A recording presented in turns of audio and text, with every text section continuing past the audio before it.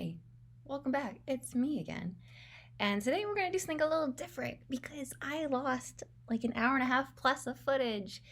I was doing a watch along to the new Mortal Kombat animated movie. I don't know how new it is, so I'm saying new kind of with an air of naivety. I don't know when it came out. There was like no advertisement for it. But I really enjoyed Scorpion's Revenge, so as soon as I saw that there was any information out on this new one, I was like, hell yeah, let's go. So I filmed my reaction, and then I even checked at the end of the movie, like right before it ended. I'm like, am I still filming? Am I good? Good. And then right as I was getting into my final thoughts, everything crashed. Everything went kaput. So I had to delete some stuff, make room. So we're doing this again. But I'm doing things a little differently than usual. So let me know how this goes. I'm going to sort of go through the beats of the movie with the movie up, and this not play the movie, but like go through like my thoughts on things, if that makes sense. So this is going to be kind of like a breakdown movie review with clips / freeze frames, if that makes sense. Are you okay with that? I hope you're okay with it. We're doing it anyway, so let's see how this goes. Because I was really mad I lost the footage, so I was like, let me try to incorporate the footage to some degree. You know, let me just try. I wanted to start off just showing you this opening. Just watch this. My mouth dropped when I saw this. Like, they're playing into the meme that like Shaggy is like this super powerful Chad. I don't understand. Maybe there's like a new animated thing. I know there was supposed to be like a video game, kind of like Disney Infinity, where like all the Warner Brothers content kind of overlaps, sort of like Space Jam, but I think it's supposed to be a video game. Like I saw some like freeze frame of like Batman with Shaggy, and I was like, what? It's just so strange, and the Scooby's just there in the background looking like a JPEG, and they even credit this Shaggy voice actor at the end credits, and I was just like, what are you doing? Like, what? I was just like aghast because I was like, isn't the Shaggy Chad meme, all powerful Shaggy meme, like dead? So it just seemed so strange, but I was like, okay. I was blown away, flabbergasted. So anyway, we start at the beginning of the movie in Asia somewhere, and we see these people running away, and they have a baby with them. And sadly, hubby gets super dead by these guys who look like Baraka. I forget the name of the tribe, but they're like the Baraka clan. And this guy gets shish kebabbed, and then so does Miss Lady. Poor baby. And then Raiden appears and just sort of pops off on these guys, and then he steals this child, and we find out it's Liu Kang. And it's like, oh, I don't think we've ever seen this sort of story. I think he's just explained like, I was raised here at the Wuxi White Lotus Temple, and I am the chosen one, and I am a good boy. That's pretty much his whole kind of like storyline. So it's interesting to see like he had parents, and she like emphasizes that you were loved, and then she dies, and then Raiden's like, cool, I have a kid now. I'm gonna go. So he does, and then we flash forward. Yeah, so she dies, sad, and then everything crackles, and it flashes forward to, I guess, present day, where Shao Kahn and his army from Outworld are invading Earthrealm, and they're at the Wuxi Temple, White Lotus Temple. I think you can see there's more Baraka people, but I believe this is White Lotus because they have like a white emblem here. I don't think they ever say White Lotus. I think they specifically say Wuxi. And they're attacking, and they're actually doing okay, but you know, people are dying anyway. And so, help arrives. They break in, but Kung Lao is here, and we get to see Kung Lao for the first time, and I was pretty excited. I have a weird soft spot for this boy. I don't know why. I think it's because I enjoy the fact that he has a chip on his shoulder. He's kind of an asshole because he's like, I am so great, and I have greatness in me, and I'm gonna be great just like the great Kung Lao I'm named after, blah, blah, blah. He's kind of an asshole, but like, there's always been such an emphasis on Liu Kang and how like pure and good boy energy he is, and he's the chosen one. So there's a part of me that's like, I like you, Kung Lao, because you're underappreciated, but you sometimes I think you just need to shut your mouth. So I was excited to see him. He pops off. He looks pretty cool.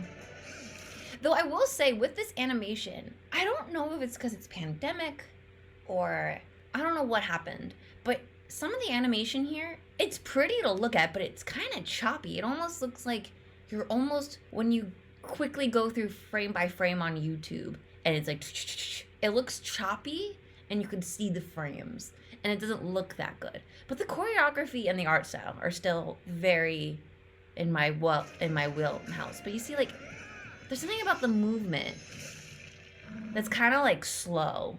And I don't know if it's like my settings. There's no like speed option like you have on Netflix. So I don't know what's going on. But like, I don't know if you saw, but it was like choppy as it like approached his eye. Like I could point out the frames. And I thought that was kind of strange. And so, oh my god, it looks like Kung Lao's gonna die before he even gets to shine. But the plane crashes and Jax is here with his arms. He looks great.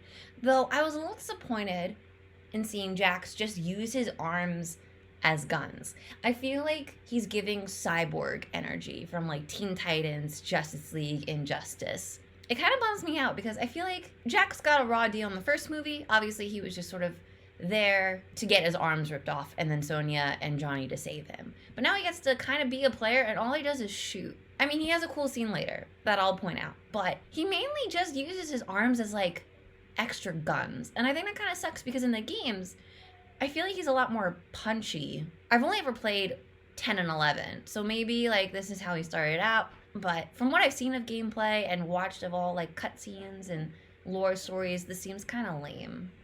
So I was kind of disappointed just to see him kind of pop off with his pew pew guns. But then we get to see, I don't know if you can see him. I don't know when he first appears. But look, there's Stryker. He's just here. And at first I thought this was like an updated Johnny Cage outfit because in the games, like Johnny, Sonya, and Jax sort of, I think, like go back to the government and be like, Outworld, it's a thing. They're invading. We need to have like our own sort of army.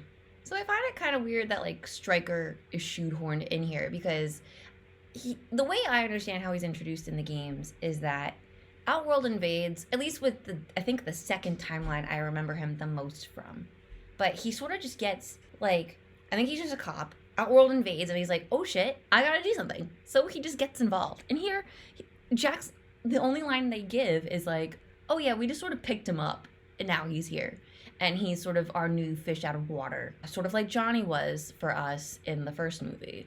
And I was like, okay, I guess. Hi, I don't have great attachment to you, so the fact that, like, I see Jax and Stryker together was kind of strange. And I don't think they have much association. And I don't know if Stryker's like a huge player. I felt like he was never serving the plot, like Johnny and Sonya and Jax and Katana and Liu Kang and Kung Lao, etc. It just seems kind of weird that he was brought in here, but I'll get into like, I guess I'll just talk spoilers because I'm going through everything. He's just here to die. He's just here to like die and be like, oh no, Earth's losing in the second tournament. And it's like, okay, yay. Glad you were here for fodder. Wish you did more. So I was kind of bummed. And again, he's just like, did I shoot something with wings? Like, everything's kind of strange. And Kung Lao's like, you're late. He's, you know, giving his sass, giving his 2 cents like he does. And Jax is like, yeah, we just brought him in because I guess they just needed more muscle. And again, they haven't gone into, like, why they're here. Like, they're not... In video games, there's lore and stuff you can read in, like, archives or in passages, and there's comics, and then there's movies, and I feel like in movies, you're able to explore things. But what I've noticed with these animated movies, they kind of just want to have the characters do stuff in the moment and not talk about why they're there, why we're together, what's going on. All we need to know is that Shao Kahn is an asshole. He's invading. The good guys that you know and love are here to help. But there's no, like, connective tissue or lore to be like, why are they here? How do you know about the Wuxi Temple? Is the government involved? Are you recruiting more people? Yada yada. I don't know. I think that's my biggest gripe with this animated series. This movie and the last one, they just sort of like have the characters doing things. And that's fun in the moment because, you know, I love the gore and the action and these characters are highly beloved. And I love seeing them interact.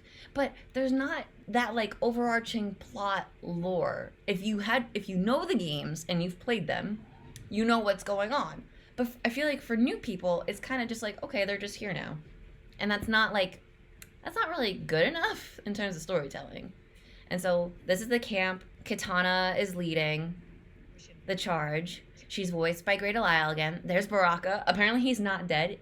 Johnny Cage also makes a comment about it. Jade's here. She doesn't do much, but she looks great. And then And there's Raco, and there's Kintaro. So Goro died in the last movie, so we need another anthropomorphic man with 4 arms. So he's here, yay. I don't really have a great attachment to Raco. I don't really remember his story. I think he was just like an Earth person who, I don't know if he's part of, God, I want to say Inner Gang, but that's a DC Comics gang. I thought he was part of like Kano's group of people, like the, Black Dragons? Is that what they're called? That's such like a stereotypical name. Or I think he's just like an outworld hitman mercenary guy. Sort of like that cowboy guy, but I'm less attracted to him, if that makes sense. And Katara has a new outfit, I think, from the previous movie. Her hairstyle is definitely different. Still don't like this like open thigh area, but maybe it makes more sense. I love Great Allow. Don't ever get me wrong. She's an amazing voice actress. She's so talented. She's been in so many series that are beloved, and I know she has a very healthy working relationship with Warner Brothers. She's been in everything. I just don't find her super compelling as Kitana. She kind of just sounds like Azula and like Daphne Blake. Like, I just hear her and I'm like, Great Allow. I'm not seeing Kitana. Maybe she's at that point where she's too big. But also not getting enough credit because voice actors are never treated the same as like actual actors, even though they bring so much to characters and bringing them to life. It's kind of a bummer, but I just see Great Allow. There's even something about like the fact that her face is covered up most of the time and the hairstyle. I'm just like, this is just sort of like, there's another Great Allow variant. This kind of sucks. But anyway, Johnny Cage appears and he's like, hey, want to surrender? We'll let you live if you surrender now. And they're like, wait, you want us to surrender, not you? That's cute.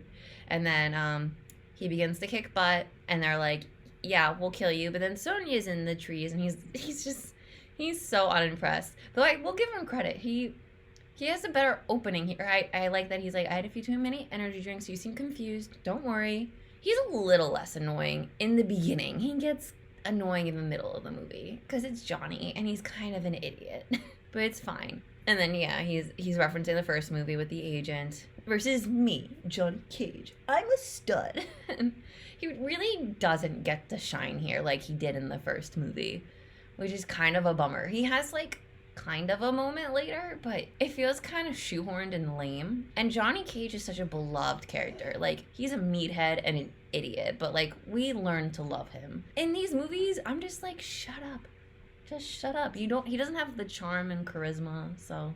And here with Kitana, she has a leadership role, and I was excited to see her sort of like be impressive and powerful because she got such a raw deal in the first movie. She was just like, I'm the girl that works for Shao Kahn. I don't even know if Shao Kahn calls her his daughter, even though I know they're not biologically related. He did steal her, and she doesn't really know about her bio parents. And I don't think she knows about Sindel. I wonder if we'll ever see her in animated form. I would love that. I really like her. She's fun. Though I wasn't crazy about her in 11. I liked her in other games. I don't know. She just seems kind of a little too cruel, too unforgiving in 11, where she had more like complexity to her, I guess. But now it was just like, oh, I'm evil because I've always been evil. I never loved your father. And it's like, okay, rude. But yeah, Katana doesn't really get it. She has one good fight. She gets kind of like damselly at the end again. And then she's just like, I'm Liu Kang's girlfriend now. Yay. And it's like, okay, you had like one or two moments. I'm going to say one real moment in the first Mortal Kombat animated movie. And now you're like, oh, I love you. What?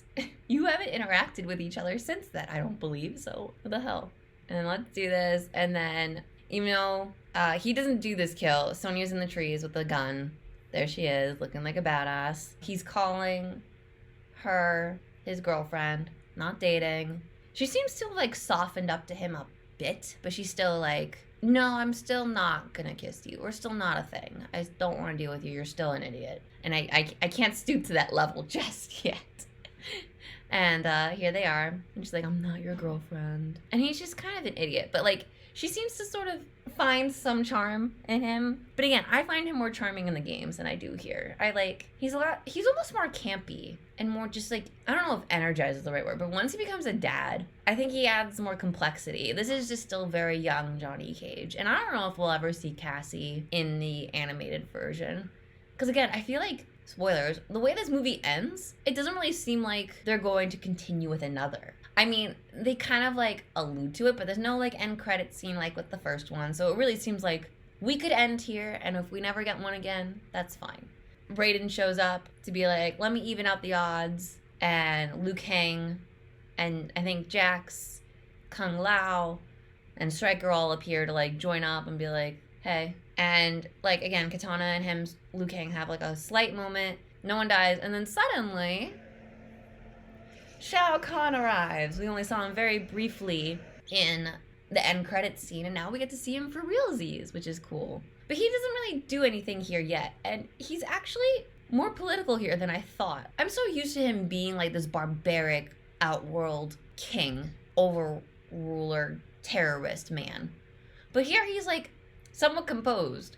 And it's not really in the previous, I don't know which timeline, but in one of the timelines, because they love to just reset in the Mortal Kombat franchise, that's why we're at game 11, heading towards game 12. It's because we've gone back in time a couple of times to redo things, retcon some shit. But here he's like, hey, we didn't really end on great terms because Shang Tsung kind of fucked up in the last movie. So why don't we have another tournament so we can just end the bloodshed? Let's just go talk to the Elder Gods right now. You and me, Raiden. Let's go. And I was just like, I expected him for his first scene in this movie to just be brutal because that's who he is. We get to see him pop off later, which is great. But, like, in the beginning, I'm just like, you have a lot more dignity that I give you credit for. And it took me by surprise. Raiden, he's showing his dumb, almost himbo ways in this movie. He had a lot more regality and wise beyond his years motifs in the first movie. His true colors from the Mortal Kombat series are starting to shine. He's kind of a dum-dum. I really have a soft spot for Raiden too, but I'm allowed to give him a lot more shit because he does make a ton of dumb decisions, especially with Mortal Kombat 11 where he is corrupted by Shinnok's amulet, pretty much creating his own like injustice timeline. He just like went off the rails and he made dumb decisions and he was just being like, I'm a god, I can do what I want. But then, interestingly, in this movie, he gives up his godhood so he can participate in Mortal Kombat. He's been a playable character in the games before, but I don't believe he ever gave up his godhood. So the fact that we didn't really get to see Raiden do his thunder stuff throughout the rest of the movie after this point kind of sucks. And I guess that's why we had that flashback moment of him popping off to save baby Liu Kang, because he gives up his power for this movie to participate in the combat, because gods and earth and realm protectors cannot participate. And even Liu Kang's like, wait, are you sure? And he's just already just like, shut up, Liu Kang. I am your daddy, but also not your daddy. You're my student. Shut up. He's just sort of like, I don't know. Again, I think Raiden has issues writing-wise. And then even Johnny is like, wait, you're agreeing to this? That's kind of weird. And Raiden's like, okay, I'll give it a shot. And he's like, I don't want to let your children's deal with this. So I like that he says children's too. He's not even like your children. Because that would be like a cute reference to Cassie. But like, he's like, the next generation, they'll have to deal with this when we're gone. Why don't we just end it now forever? He's like, we gotta take this chance. I'm gonna go talk to the Elder Gods. And like, Johnny and Sonya are confused, but Liu Kang's still like giving him the benefit of the doubt, because again, he's good boy. And then they just all sort of stand there awkwardly, and we get a flashback. We get another flashback of Hanzo, Scorpion, and his fucking trauma. I did not need to see this. We already went through a beautiful prologue in the first movie showing his trauma. But you have to just twist the knife again. And I'm like, can we not? It's sad to see Harumi and Satoshi die again. It sucks. But we find out this is a nightmare. And and he's like, Papa, why didn't you save me? And it's like, bitch, he tried. I feel terrible that like Hanzo has this guilt. He tried his darndest. He was just played, and it's terrible. But then he wakes up and he finds out he's back in the Netherrealm, and Shinnok's there with his army. And I'm like, oh shit, we're getting Shinnok. Because Quan Chi died in the previous movie by Scorpion. It's cool to see Shinnok here. He looks very games accurate. Though I don't really like that he has eyebrows. I felt like he should just have the brow, but they like specifically penciled in him to have like same color brow, which I think is kind of silly. But it's fine. He still looks very good, and he's like, I'm gonna use you, Scorpion, because that's all you're good for, is being a tool. And you have this connection to this key to open the door to the Kamidogu, which is like insane that they're referencing those. because it was in that spin-off game with the idiot boy. I think his name is Shinjuku. When I was going through like my whole lore process of understanding Mortal Kombat for the live action movie, I found out about this game and I was like, this game is a trip. Talking about all these Kamidogus, the one being, and it was just kind of messy. And again, like it was just another story about like an idiot boy, Shinjuku. I believe that's his name. Sorry if I'm incorrect. Just being played by, I think, the one being or the god before, or the outworld god? I think the king before Shao Kahn, who was like a dragon lord or something, pretending to be an elder god. Because I don't think it's Shinnok playing him, but I was like, oh my god. But, you know, Shinnok is also sort of a trickster in his own way. So he's like, Scorpion, I have a mission for you. But Scorpion jumps through the portal being like, nah, I'm not going to listen to you. But he's going to realize he doesn't have a choice. But this is the key. We'll see how mad I really am, because he's the mad god. It got him banished because he wanted more. I think he just wanted more power. But he seems set on wanting to destroy the world now. I guess because the elder gods protect it. So he's like, you love these worlds. I'm just going to destroy them. But I'm like, you're a god, which is like a king. Don't you want to have something to rule over in the end? If you destroy all the realms, there's just nothing. It seems kind of counterintuitive. I wish they would just go into detail being like, yeah, I want to rule them as one realm. And maybe that is his plan because he doesn't want to merge them. But like, it just seems kind of silly. But anyway, Scorpion runs away. And Shinnok's like, go after him. And then we flash forward to another scene. We're at the Lin Kuei facility.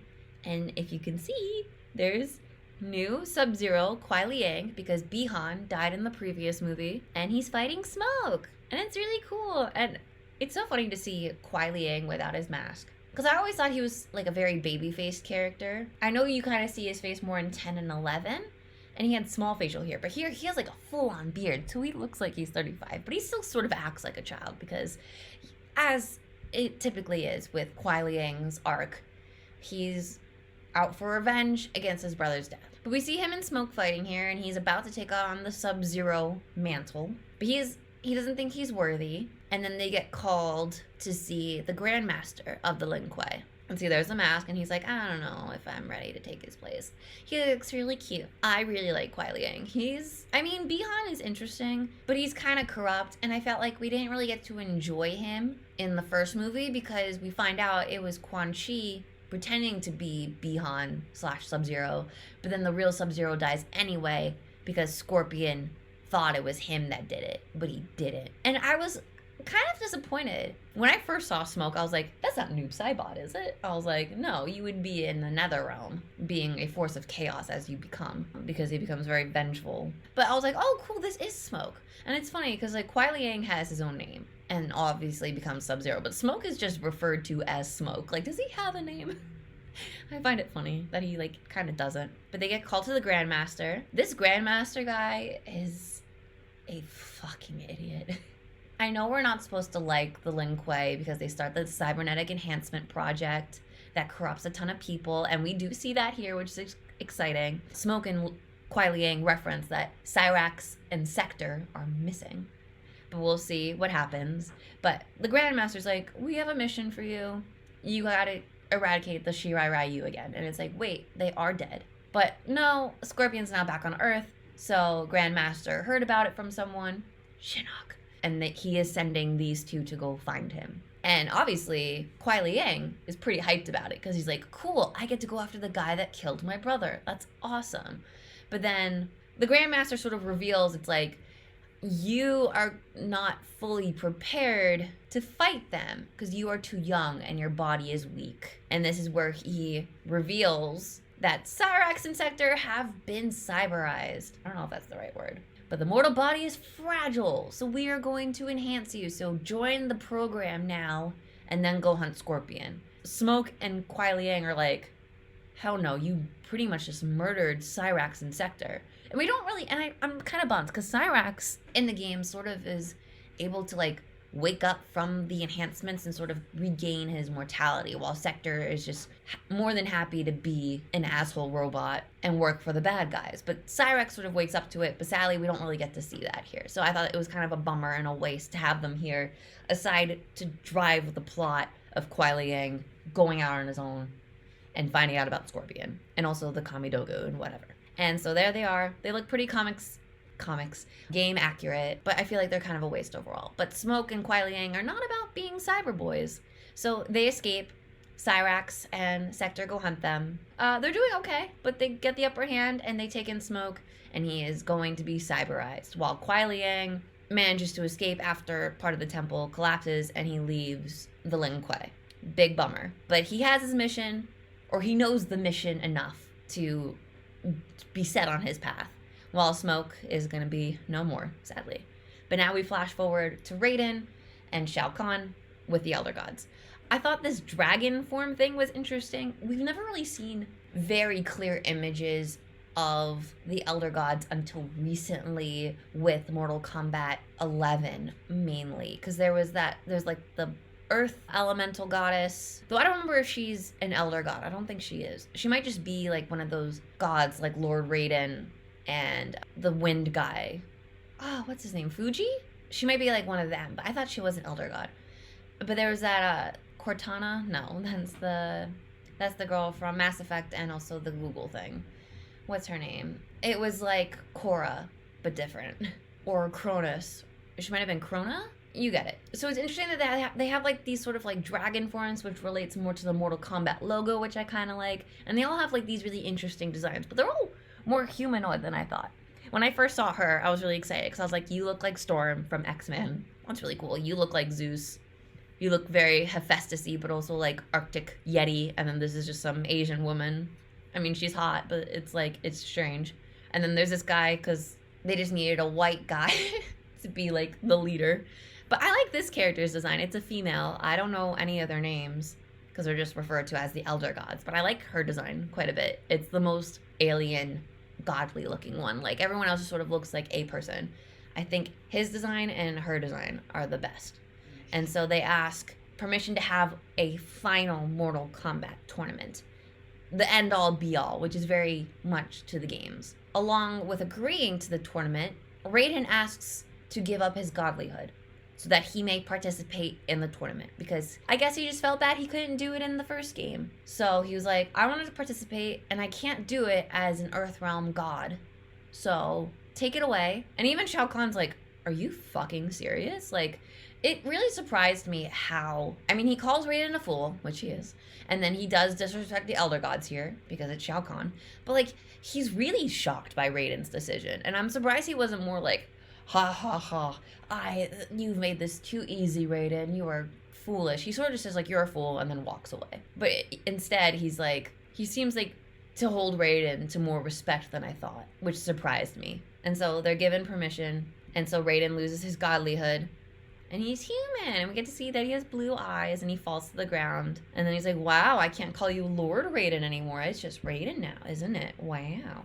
I wish he sort of, like, dug more into him. Like, Shao Kahn, he's never been, like, the whippiest comeback king. But I wanted him to be more snarky and conniving. But he's just sort of like a brute with political intentions, almost. And it was very strange. Not what I was expecting. And so everyone, while they were talking to the Elder Gods, is like in their own camps, thinking it over. And then they begin to retreat. Shao Kahn portals everyone back to Outworld while Raiden explains the situation is that they have approved the final Mortal Kombat tournament to begin, hosted in Outworld. Raiden explains that he has now given up his godlyhood so that he may participate to defend Earthrealm. He doesn't want to stand on the sidelines. Everyone's just like, okay. And the tournament immediately begins. Like, there's no time to, like, lick your wounds, heal up, even strategize. It's just like, we have a portal we need to go through. Here we go. It's kind of surprising. And then suddenly, Scorpion's here, because he's like, hey, we kind of talked that one time in the first movie. Kind of want some guidance, and, like, you seem like someone I could talk to. And he tells him about his situation with the key and Shinnok, and Raiden's like, you talked with who? Shinnok, get the fuck out. He's going to destroy you, and also whatever he has planned, don't let him have it. So you just gotta keep running and hiding because you're pretty much boned. Also, I don't have time to explain things to you. You gotta go be an adult because you're immortal now, and I have to go be immortal in this tournament called Mortal Kombat. And he explains the Kamidogu and the one being, and then he's like, bye, good luck. And then Scorpion just sort of runs off and is like, all right, in Outworld. And who greets them but Shang Tsung, who escaped, I believe, in the last movie. I don't believe he was killed. I believe they fought him, but I think he ran away because he's a pussy. What else is new? He is the, like, king of retreating. And so he greets them. He's very excited to see Liu Kang again because, you know, he and Liu Kang have beef. He is also, we find out, participating in the match. And we'll see the rest of the lineup. They go see Shao Kahn. This is their team. Let's show the rest of the team because I have some words. Also, again, he's like very accommodating here. It's like, it's so strange. I really like his voice actor. Show me the other team. There's our team. Okay, words. Words are going to be said. If this is supposed to be Melina, I'm fucking out. Like, I get it. Maybe they're just paying homage.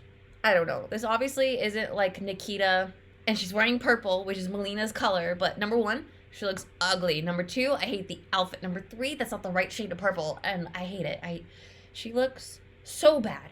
Where's her mouth? And again, I know she is a clone of Katana, and she gets later mixed with Baraka's tribe DNA to be Shao Kahn's, like, kind of daughter. I forget what are they called, Taroks? But I hate this outfit. She doesn't speak. She doesn't do her mouth thing. She doesn't have her size. Like, this is not Melina. I fucking hate it. And the fact that she doesn't speak, there's no, like, sister, or even just, like, rivalry between Katana and her. She's just there for, like, pure reference. I hate it. And if you can't tell, that's Devorah. She is being retconned into this storyline, even before time travel is introduced, and I don't like it. A lot of people don't like Devorah. She's interesting as a character because she initially starts off working for Shao Kahn. And I say she lightly because she mostly just has the form of a female, but she refers to herself only in the third person, and she's a collective of insects, just in a female-looking host body. I don't know how to identify them, but Devorah's here. Devorah's not fun. She's just like, ugh. And, like, there were plans for her to be interesting. I just watched this whole video on, like, why Devorah sucks. Like, she is able to, like, kill characters like Melina and Scorpion for the first time without any real problems. Where the fuck did you come from for you to kill such beloved characters like Melina and Scorpion? First try, pretty much. And when you find out she's working for Shinnok because she thinks that, or they think that Shinnok is the most powerful, so they, fuck pronouns. They're important, but I just don't know what to say. Devorah initially starts working for Shao Kahn, but deceives Shao Kahn and the team so that they can help resurrect Shinnok. There we go. Okay, words were said. And there's Raco, Baraka, Kintaro, and Jade. But yeah, I just wanted to air out my grievances about Melina, because that's not Melina. And listen, I'm not like one of those crazy Melina fangirls, but like I saw that and I was like, I know what Melina looks like. She's crazy. And like, I love her for her crazy. And that's just not her. Like, why did you do her so goddamn dirty? It doesn't make a lick of sense. But I like this Outworld Tournament Circle Dome Coliseum thing. It's very Mortal Kombat. It looks like the games. And we begin just off the bat. Devorah versus Johnny Cage. I got slightly spoiled about this fight because I watched that Why Devorah Sucks video. And Devorah just pretty much embarrasses Johnny Cage here. And he, here, even displays that he has, like, his, like, crazy powers. I forget that story, or, like, the exact details behind that storyline, but he has, like, ethereal, lost fighting race powers where, like, his body glows green. So he's not just, like, a regular stunt actor superstar human. He's, like, special because he's Johnny Cage. And he gets kicked in the nuts. He's literally embarrassed this whole fight. He just gets kicked in the nuts, and she's like, don't be such a baby. I kick you in the nuts all the time. And he's like, how would you know how this feels? And it's just like, he even gets to like light up green for like a second, but Devorah just demolishes him. And then he's like, what happened? And it's like, kid, you lost. What the hell was that? And it's just, Johnny Cage got to be embarrassing in the first movie, but then he got to reclaim his awesomeness by showing off that he can actually fight, and even have Sonya say, oh my god, Johnny Cage can fight. And it's like, yeah, that was a big deal. And then here, he's just immediately embarrassed. I know he's not the star of this movie, but it's pitiful.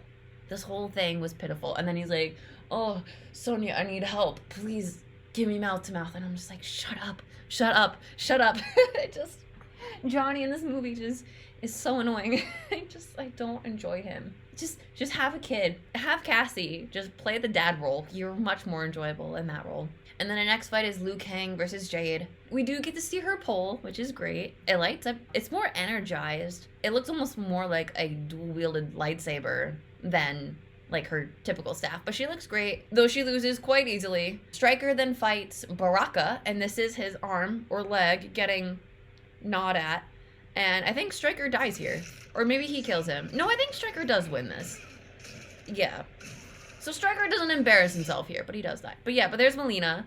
You get to see some of a smile, but here she looks almost more like Karai from the 2003 Teenage Mutant Ninja Turtles show, cosplaying as like a purple shredder than like Melina. And again, it just pisses me off. She doesn't have her size.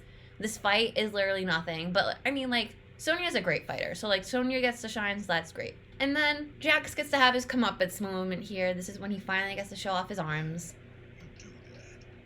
Because Kintaro tries to rip off his arms, but then Jax is like, oh no, been there, done that, sweetheart. I'm gonna show you what I can do with my new America steel arms. And I love his smile. He's very handsome in this movie.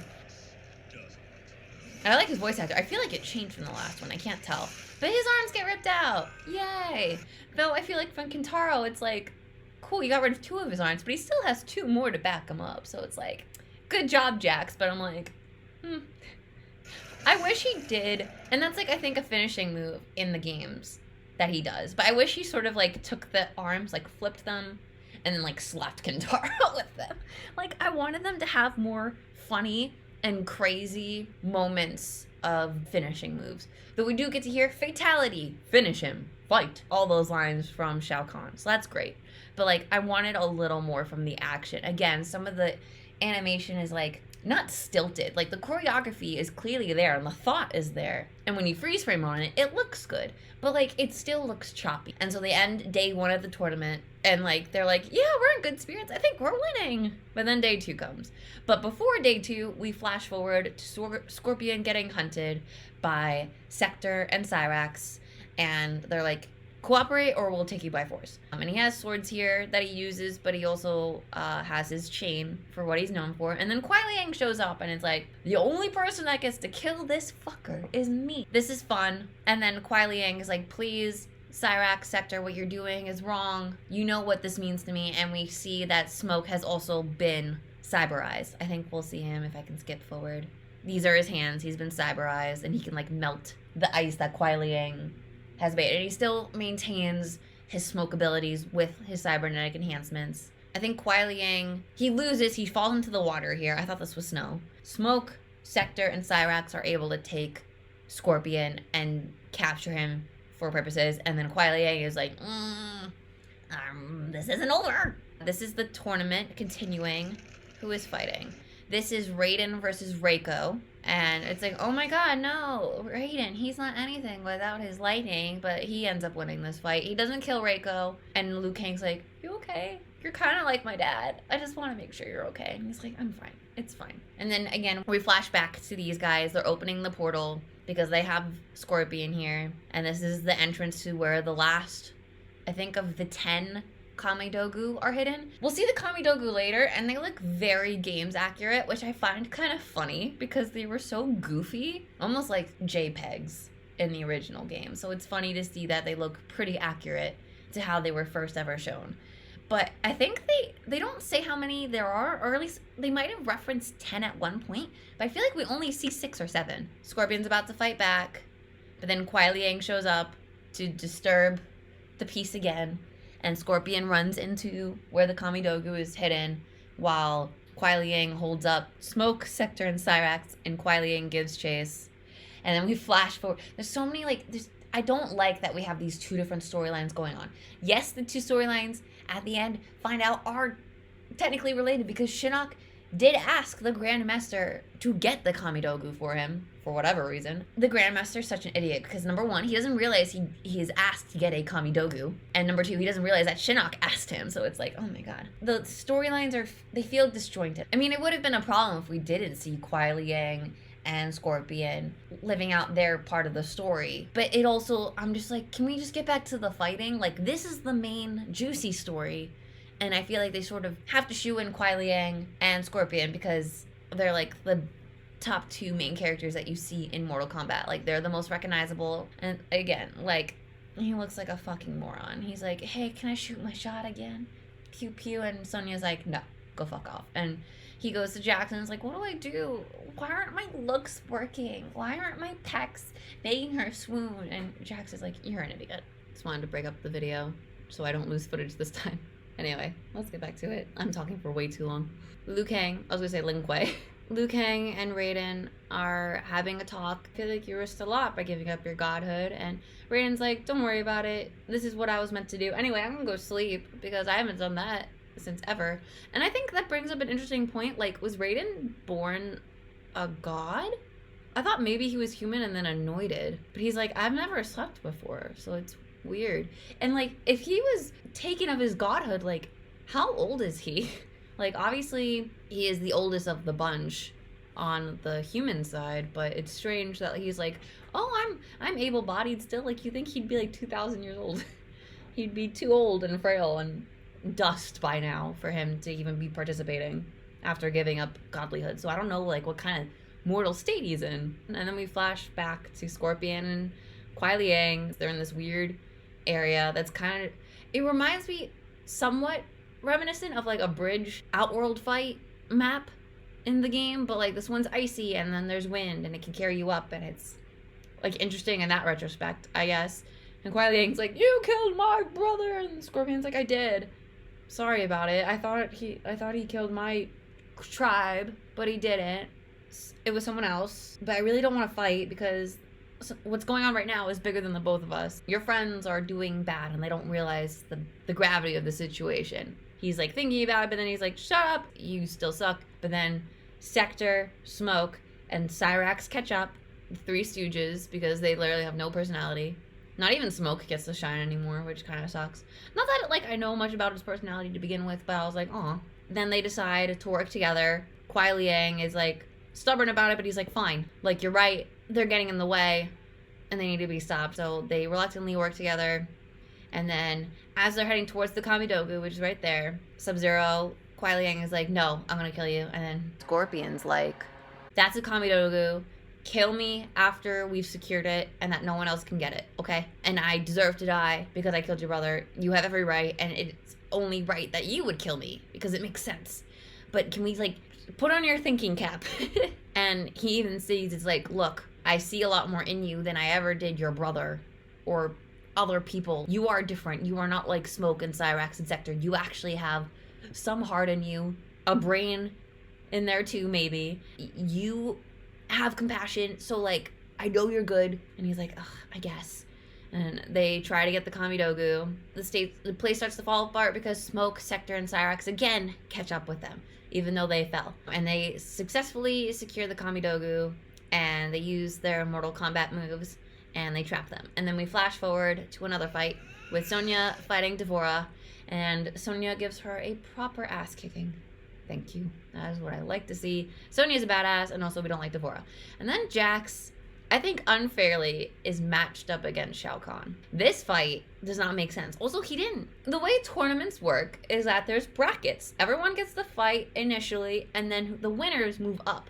But this is the second time Jax has had to fight, but the first time Shao Kahn's had to fight. So that doesn't make sense. But Jax loses. He doesn't die, but he loses. I don't know why Shao Kahn doesn't kill him. I think he's just like, I won. I don't need to kill you. And besides, you're not like my main target. And then Shang Tsung fights Stryker. And Stryker doesn't stand a chance because we get to see Shang Tsung pull his move with the green skulls and the soul-absorbing power that he has that allows him to like doppelganger as the person he's fighting, or anyone, I think, use their moveset. So as Stryker is defeated, and then Shang Tsung, like in the games, turns into green gas energy, goes inside him, and kills Stryker while inside him. He, like, and you can see he's struggling, because he's like, shit, I know what you're planning, I don't want to die, and he literally decapitates himself. It's insane, and I think he's stuck on a stake anyway, so it's not like he can really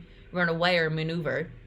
And so he dies, and everyone's like, oh shit, Shang Tsung, you suck. And then I think Liu Kang looked extra determined because I think Shang Tsung says something like, you're next. You see what I can do. I've been training since we've been gone. I've come up with some new magic moves. And then we flash forward. Qui-Liang and Scorpion survived after Sector, Cyrax, and Smoke, God, got the Kamidogu. And they teleport out of there with his magic powers. Kung Lao now has to fight Shao Kahn. And Liu Kang, growing up with Kung Lao, this is a terrible idea. I don't like this. Sad for us, Kung Lao dies. And I'm bummed about it because I have a soft spot for Kung Lao and I don't think he deserved to die. He had a pretty good fight. He did try his best, but it sucks that he died pretty much by his own weapon. And then Shao Kahn literally rips him apart through the cut that he made. And it's really traumatic. And then he gives this lick and that's just disgusting. Raiden's trying to like put a nice spin on it. And it's like, he's dead. He went out a warrior's death. This was his fight. This is what he wanted. And I'm surprised Liu Kang didn't like snap back a bit more. It's like, he was my brother. This is terrible. This is your fault. Like, that's sort of more played up in the games. And I think especially here, especially now that Raiden is mortal, you think Liu Kang would clap back a bit more, but he doesn't. And Raiden then goes up against Katana, who again hasn't fought either. And it looks like Katana's about to win, but then she doesn't kill him. And she actually gets the pop off here quite nicely. She is very powerful and swift here, and we get to see her use her fans, even use some of like the wind with the fans. But then she's like, no, I'm not gonna kill you. I'm still a good girl, and I'm gonna try and kill Shao Kahn. And like, he even plays along Shao Kahn. Like, she throws her like dagger fans at him, and it stabs him like right in the heart, and he even falls and pretends to play dead, and he's like, ugh. Literally. And then she's like, as the new ruler of Outworld, I surrender the Mortal Kombat to the Earthlings. But then Shao Kahn's like, bitch, you thought you could kill me? I just wanted to see your true colors, and you're a softie, and you've betrayed me. And he beats her up, and all her badassery has gone out the window. And then he's like, oh, I'm not gonna kill you. I'm gonna make sure everything else around you dies, and then I'll kill you. And then she gets dragged away and hung up, and is literally in the background for like the rest of the fight, like right there. It's so fucking stupid. Wow, you're really going for the damsel act. She almost looks like Padme. It's just a little embarrassing. And then Sonya goes up against Shao Kahn. She gets pretty beat up, though she does hold her own because she's Sonya and she's a badass. But then Johnny's like, oh fuck. And he doesn't kill her again, but he's like, whatever. You have plot armor, so I can't kill you. We have Shang Tsung versus Liu Kang. This is a pretty good fight. He doesn't turn into Liu Kang, but it's pretty badass. Both of them get to shine pretty well. Shang Tsung even curses Liu Kang's arm by like stabbing it with his fingers and then like crusting it over and like curse magic. And it's like, oh no, is he gonna fail? But then suddenly, as Liu Kang is like not faring the best in the beginning, he immediately is like, oh, it's on now, bitch, I'm mad. And he just uses one arm to win the rest of the fight. And it's pretty dope. See, this is when he gets like the curse energy in his arm, and it looks pretty painful. It looks kind of rad though. He doesn't kill him because he's like, I'm better than you. If I killed you, I would just be like you. And you know, it's Liu Kang. He's a good boy. He can't really kill anyone. And he was like, I'd rather you live with the embarrassment that you lost. And then Shinnok's like, oh my god, I have the Kamidogus. And see, they're so funny looking because they look exactly like they did in like the 2007 game, and it's like, it's 2022. And then he's like, oh my god, what? That's a Kamidogu? Wait, you're Shinnok? It's like, have you not seen portraits of him? Have you not heard the tales? Are you not curious about like what you were hunting? Grandmaster, you're such a fucking idiot. And then Shinnok shows his true colors. It's like, thanks for helping me. Anyway, you're gonna die now. Everyone gets brutalized. Grandmaster dies. Kind of pitifully. He gets his spine ripped out. Sector, Smoke, and Cyrax all get like kind of torn apart. But like, you know, they could come back because they're robots. You can repair them. But all the Kamidogus come together. Before we can see that truly come to fruition, we flash back to our heroes. And Raiden's about to fight Shao Kahn. I was kind of excited for this fight. And it was kind of a letdown. Again, like, Raiden's not at his full powers. I don't know what I was expecting from this fight, but it wasn't that pop-offish as I thought. Again, Raiden still is able to hold his own, but he does lose. And it's amazing how a striker, when he died, he first gets impaled on one of these spikes on the wall. But after that happened, no one else falls into a spike. And there's spikes everywhere. And I'm like, how did none of you get, like, at least nicked by one? It's just kind of dumb. Shao Kahn wins. He kills Raiden and kind of brutalizes him. He stabs him with like 4 or 5 of these green energy spears that he has, and Liu Kang's upset, and they're like, rain comes out of nowhere, and it's kind of cheesy and dumb, especially because like it stops raining like 10 seconds later. So literally, I guess it's, I don't know if it's because like, oh no, a god died, so like everything's reacting, or I don't know if it's like the elder gods being like, oh, pity he died, we're not gonna do anything about it, but pity. And then Liu Kang's hella mad. He's able to like channel more of his like inner chosen one power, and the curse arm goes away and he fights Shao Kahn. It's a really good fight, but it does look like Liu Kang might lose because Shao Kahn is still very formidable. But then Liu Kang brings out the fire and he pops off again. And I was kind of disappointed for most of this movie because Liu Kang, he was fighting, but I'm like, he wasn't doing any of his like mannerism. He wasn't doing like, whoa, and he wasn't like doing his leg kicks. He wasn't using the fire. But right when you think he's about to lose, he pulls it out. He starts making the noises. He looks badass. He even like gets like this orange glow around him. This isn't even his final form yet. So he wins and Shao Kahn dies and everyone's like, woo! It doesn't matter if Shao Kahn's dead because woo! We love gore. Again, he almost becomes like Super Saiyan here. He flies up and he like crashes him down and he wins the tournament for Earthrealm, which is great. And he takes Katana down from her chains and she kisses him and I'm like, okay, I guess it's like a thank you kiss, but like they made it seem like, oh yeah, we love each other now. And it's like, you've had maybe 2 conversations. Obviously, as fans of the series, we're like, okay, yeah, Liu Kang, Katana are endgame. But it's just, it doesn't feel earned here at all. But then the elder gods appear and are like, good job on that. We have a bigger problem. Shinnok has all the amulets and the one being is returning. And like Shinnok is sort of combining with him. And they're like, Liu Kang, you're our chosen one. And he's like, I know. And they're like, okay, let's get to it. And so Qui-Liang and Scorpion appear on the scene, trying to stop Shinnok before he can combine all the Kamidogus together. But they're too late. It begins. He starts absorbing this energy, and the realms start to merge together. Cars appear in Netherrealm, and like I said, the realms are joining. Again, really like her design. She looks super dope. And they're like, all right, we're gonna make you go super ultra super saiyan. And she's like, good luck. And I'm like, I don't care. It's not earned. And Liu Kang is like, I am the golden child. And he lights up. He looks really dope. You see, I love this effect. It's very WandaVision, multiverse of madness, like multiverse, like the ripples being torn apart as the realms are joining. And we see Liu Kang. Let me see if we can get to it. I love this effect. That looks so dope. There he is, lit up, and they're kind of magically teleported to where we're about to see our new problem. And they're like, oh my god, everything's crazy. Oh my god, Scorpion, you're here. That. And it's a big boy. He just kind of looks like a neon highlighter Trigon from Teen Titans. I didn't know what I was expecting. I don't really know what the one being looks like. And I think I was getting confused with another character who was like the Dragon Lord of Outworld before Shao Kahn ruled and took over.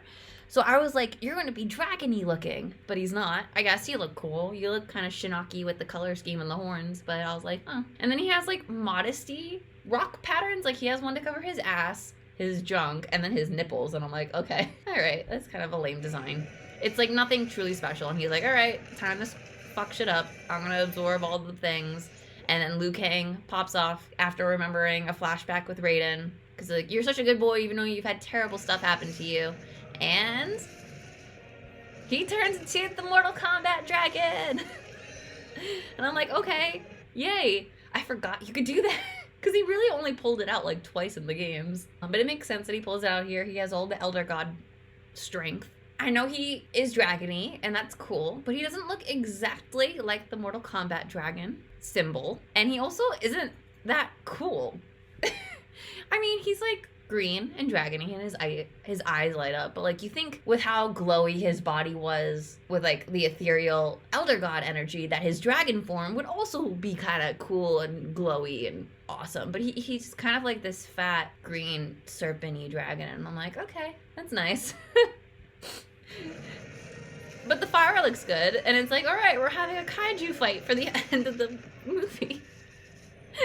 It's just kind of a lot. And like, he looks kind of cool. It doesn't really compare with this design. And again, like, he's kind of weirdly fat. I don't mean a fat shame. I mean, he's a dragon. Who cares? And then they're like, well, our main characters still have to do something because there's a kaiju fight and we have to make them still look important. So we're going to go try and save some people because there's still people here because the realms have joined. So there's still Earthlings and they're going to go help save people. And even Katana does. She helps by using a katana. I was like tickled pink last night. I don't know if it was because I had a White Claw when I watched this, but I was like, oh my god, katana! She's using a katana! I was very amused by this, but now I'm just like, that's kind of dumb. Also, where are your fans? This isn't your typical look. Yay, you're being useful. And she looks really cool here, and she gets the smile. She's like, ah, yes, this is what my purpose is. I'm supposed to be good.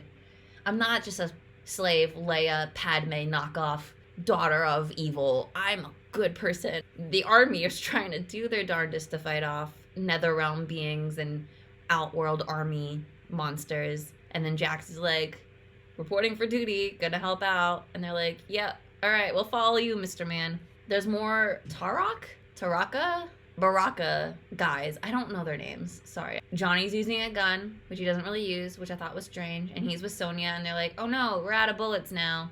And it almost seems like Sonya's gonna die.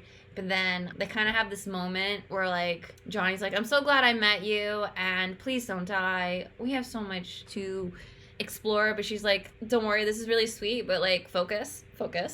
I have grenades. So he chucks one in this guy's mouth, and Sonya is able to, and see, look, he's green, so he still has his power, but, like, it's not really shown. Because I want to show it. It also tickled me pig.